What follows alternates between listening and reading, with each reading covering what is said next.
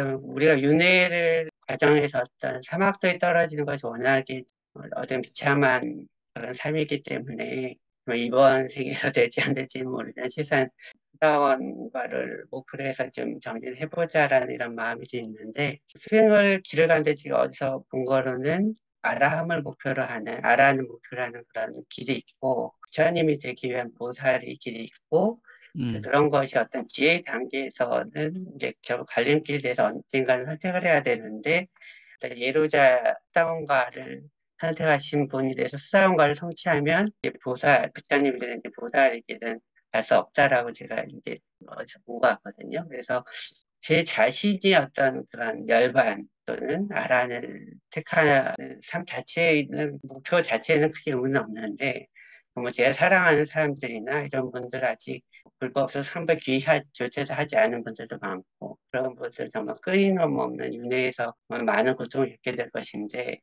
제가 운 좋게 이게 불법성 상배 귀에서 이런 길을 알게 됐는데, 저 혼자만이 정말 어떤 열반이라는 길을 가고 사랑하는 사람들을 그냥 놔두게 되는 것에 대해서 저 혼자만 잘간 행복을 추구하게 되면서 남들의 고통을 놔두고 가는 길을 선택하는 것도 같아서, 남들도 이렇게 불법에서 삼보에 기여할 수 있는 다음 생에서도 좀이라도 도와줄 수 있는 걸 제가 가면 좋지 않을까 생각하는데도, 한편으로는 보살이 대한 건 너무나도 힘들고 좀 바람을 닦고 그런 과정이 정말 생명을 버려야 되는 그런 기준이라서 도저히 자신이 없을 것 같은데, 그렇다고 해서 또 예로자를 선택하면 7세 이상은 윤회할 수 없다고 하니까, 아무리 많이 도와드리거나 남들을 위해서 이렇게 한다 하더라도 뭐 실생 이상에서는 남을 위한 삶을 살 수 없는 것이 되는 것 같아서, 왜 예루자는 딱 실생으로 제한돼서 그것도 궁금하기도 하고, 제가 그런 어떤 알아야 될 길을 선택하는 것이 그걸 정말 옳다고 할 수 있을까라는 어떤 의문도 좀 있거든요. 뭐 제가 아직은 몇 달 앞서는 까마득한 길이지만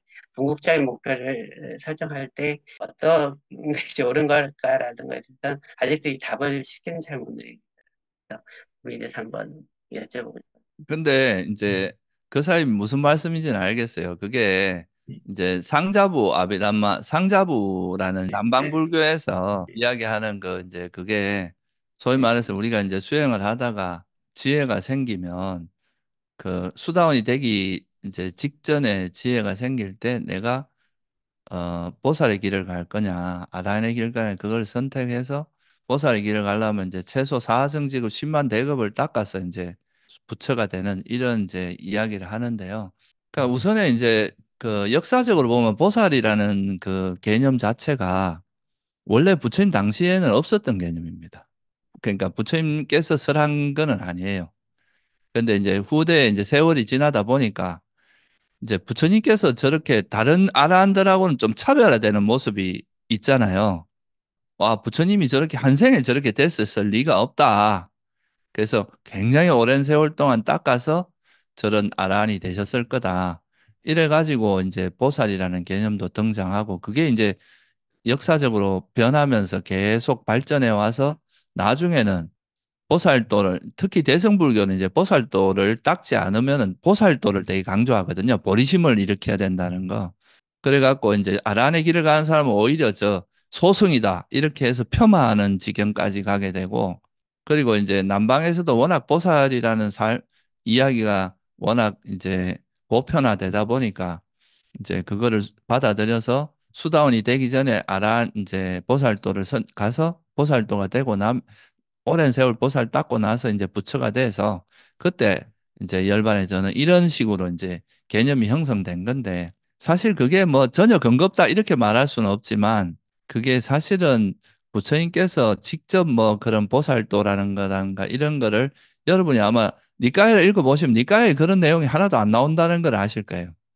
그 보살도에 대한 이야기라든가 오히려 부처님께서는 출가 목적 자체도 당신이 생로병사를 그러니까 벗어나기 위해서 출가를 하셨잖아요. 그죠? 그러니까 어떻게 보면 제자들한테도 빨리 아란이 돼서 괴로움에서 벗어나라고 하셨지 보살도나 이런 거에 대한 언급은 사실 초기 경전에는 거의 없거든요. 그러고 보살도가 삼아성직업 뭐 최소 삼아성직업이거든요. 대승불교에서는 삼아성직업이라 그러고 이제 상자부 불교에서는 사아성직업 10만 대급 뭐 8아성직업 10만 이렇게 16아성 지금 10만 대까지도 간단 말이에요. 그러니까 이런 거는 사실 이게 언제 될지 알 수 없는 그런 거기 때문에 또 이 보살도를 가기 위해서 뭐 수기도 받아야 된다 그러고 뭐 조건 그러니까 이거는 사실 이제 어찌 보면은 이제 언제 그런데 그렇게 되기 전까지 만약에 그 사람이 그렇게 하시다가 만약에 이제 수기를 받고 이렇게 하면 다행이죠. 수기 받기 전에 막 엉뚱한 데로 가가 다시 못 돌아오고 이럴 수도 있을 거 아니에요. 정말 악처로 가서 다시 돌아올 수 없는 상황이 될 수도 있단 말이죠. 그러니까 그건 사실 어떻게 보면 상당히 위험도가 높은 이야기들이에요. 좀 관념적이고 현실적이지도 않고. 그래서 오히려 그 사장님께서 수행을 열심히 하셔가지고 수단이 되거나 이렇게 되면 그때 그 이후에도 또 그 사람하고 인연 있는 사람들을 법으로서 도와주고 그럴 수 있지만 모든 사람을 다 굳이 할 수 없어요. 그냥 자기 인연 있는 사람을 하는 거고 부처님께서도 보세요. 부처님하고 그 시대에 태어난 인연 사람만 제도했고 그분의 법이 남아 있으니까 또 그 뒤에 사람들은 그 법을 듣고 계속 부처님은 안 계시더라도 뭐 그 법이 남아 있으니까 그 법을 통해서 또 구원을 받는 사람들이 있잖아요. 그래서 뭐 보살의 길을 가는 게 나쁘다, 폄하하고 이런 건 아니지만은 사실은 우리가 법을 만났을 때 최대한 수행을 많이 해서 괴로움에서 가급적이면 벗어나려고 노력하는 것이 좀 더 바람직하다. 그렇게 볼 수 있을 것 같아요. 사실 저도 뭐 초기에는 막 내가 뭐 보살의 길을 가 이 생각했는데 사실 그게 그 경전에 근거도 없고 약간은 좀 사실 제가 이런 말씀까지 드리긴 그렇지만 그게 후대에 만들어진 어떤 개념들이거든요. 불전 문학이라고 혹시 들어보셨어요? 부처님에 대한 과거생에 대해서 약간 상상에 약간 현재 모습과 보태서 이제 약간 문학적으로 만들어진 걸 불전 문학이라고 하거든요.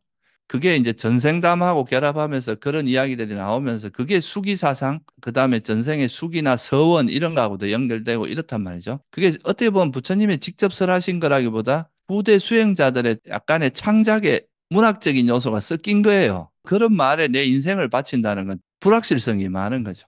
그러니까 오히려 지금 현재 우리가 법을 만나고 진리의 법을 만났을 때 오히려 최대한 괴로움에서 벗어나려고 노력하는 게 좀 더 현실적이다. 이래 생각하는 겁니다.